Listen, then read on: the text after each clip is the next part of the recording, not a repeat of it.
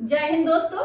देखिए, हम पढ़ रहे थे भारतीय संविधान का भाग 6, जिसमें हम राज्य उच्च न्यायालय हमने कंप्लीट किया। अभी हम अधीनस्थ न्यायालय देख रहे हैं। आर्टिकल 233 में हमने देखा था जिला न्यायाधीशों की नियुक्ति कौन करता है, राज्यपाल करते हैं, लेकिन उच्च न्यायालय के परामर्श से। ठीक है, आज हम आर्टिकल 235 पढ़ लेते हैं। अधीनस्थ न्यायालयों पर नियंत्रण उच्च न्यायालय रखता है। किस तरह का नियंत्रण? प्रशासनिक नियंत्रण, अनुशासनात्मक नियंत्रण रखता है। ठीक है, देखिए, जिला न्यायालयों और उनके अधीनस्थ न्यायालयों का नियंत्रण, जिसके अंतर्गत राज्य की न्यायिक सेवा के व्यक्तियों और जिला न्यायाधीश के पद के अलावा किसी पद को धारण करने वाले व्यक्तियों की पदस्थापना, मतलब बाकी के जजेस आ गए, जैसे सत्र न्यायाधीश हो गए, मजिस्ट्रेट वगैरह हो गए। ठीक है, पदस्थापना, प्रोन्नति और छुट्टी देना उच्च न्यायालय में निहित होगा। ठीक है, नियंत्रण रखती है। इसका मतलब ये तो नहीं है कि आप उनसे, जैसे किसी नियम में दिया गया है कि अपील का अधिकार है तो वो छीनती है, नहीं। किसी नियम में ये मतलब नियमों के अनुसार चलना होगा। नियंत्रण का मतलब ये तो नहीं है कि आप नियम के विपरीत चलेंगे, कि किसी पर हावी हो जाएंगे, किसी व्यक्ति पर, तो इसका ये मतलब ये नहीं है। तो ठीक है, देखिए आर्टिकल में क्या दिया है, पढ़ते हैं। देखिए, इस अनुच्छेद की किसी बात का अर्थ यह नहीं लगाया जाएगा कि वह ऐसे किसी व्यक्ति से उसके अपील के अधिकार को छीनती है जो उसकी सेवा की शर्तों का विनियमित करने वाली विधि के अधीन उसे है। ठीक है, सेवा शर्तों को विनियमित करने वाली विधि के अधीन, कानून के सेवा शर्तों का जो कानून बने हुए हैं उसके अधीन अगर उसको अपील का अधिकार मिला हुआ है तो उच्च न्यायालय उसके अधिकार को नहीं छीनती। ठीक है, या उच्च न्यायालय को इस बात के लिए प्राधिकृत करती है कि वह उससे ऐसी विधि के अधीन विहित करने वाली सेवा की शर्तों के अनुसार व्यवहार न करके अन्यथा व्यवहार करे। ठीक है, ऐसा भी नहीं है सेवा की शर्तों के अनुसार ही उससे व्यवहार किया जाएगा, कोई दूसरे का व्यवहार नहीं किया जाएगा। मतलब ये मान लीजिए, अगर किसी को पद से हटाने से पहले आपको नोटिस देना है तो प्रोसेस के अनुसार आप नोटिस देंगे। ठीक है, उस तरह से ही व्यवहार करेंगे नियमों के अनुसार। ठीक है, बिना नोटिस दिए आप नहीं हटाएंगे। तो ठीक है, इस तरह से प्रोसेस जो है वही फॉलो होंगे और इससे अन्यथा व्यवहार का यही मतलब हुआ किसी दूसरे तरह का व्यवहार ना किया जाए। ठीक है, अपील का अधिकार ना छीना जाए, सेवा शर्तों के अकॉर्डिंग ही उससे व्यवहार किया जाए। ठीक है, उदाहरण देखते हैं तो चीजें बहुत अच्छे से क्लियर हो जाएंगी। देखिए, यहाँ पे एक एग्जाम्पल लिया है मैंने।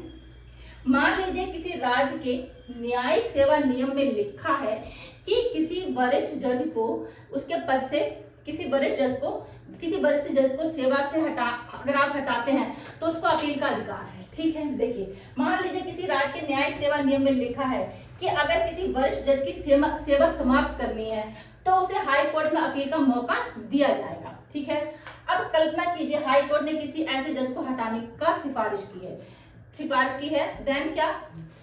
तब इस स्थिति में आर्टिकल 235 ये नहीं कहेगा कि उससे उसका अपील का अधिकार नहीं है। ठीक है, अपील का अधिकार है।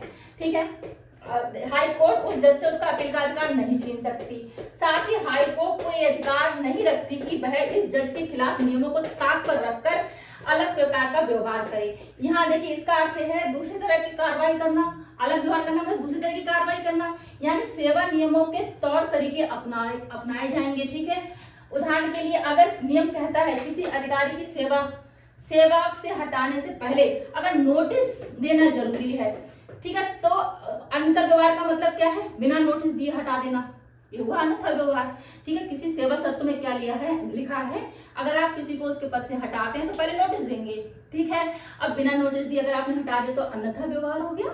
ठीक है, यही इस आर्टिकल में दिया, अन्यथा व्यवहार नहीं किया जाएगा, सेवा शर्तों के अकॉर्डिंग ही उससे व्यवहार किया जाएगा किसी अधिकारी से। ठीक है, और उसको अपील का अधिकार नहीं छीना जाएगा। ठीक है, देखिए, उच्च न्यायालय को अधीनस्थ न्यायालयों पर नियंत्रण की जो शक्तियां दी गई हैं वह किसी न्यायिक अधिकारी के अपील के अधिकार को नहीं छीनती। ठीक है, या सेवा से जुड़े नियमों को छीनने के लिए नहीं है। ठीक है, उच्च न्यायालय किसी कर्मचारी के साथ सेवा नियमों को ताक पर रखकर अलग व्यवहार नहीं करेगा।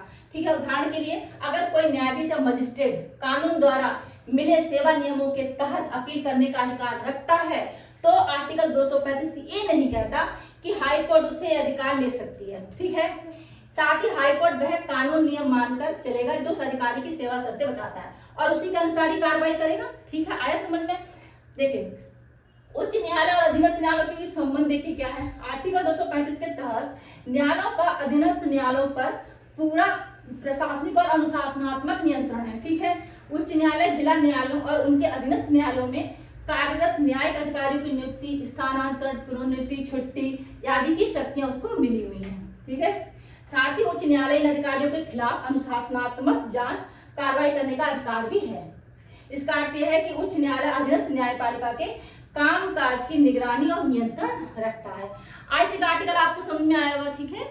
कुछ भी समझ में नहीं आता कमेंट सेक्शन में जरूर बताइएगा दोस्तों। हम नेक्स्ट वीडियो में मिलते हैं, तब तक के लिए थैंक यू सो मच। जय हिंद।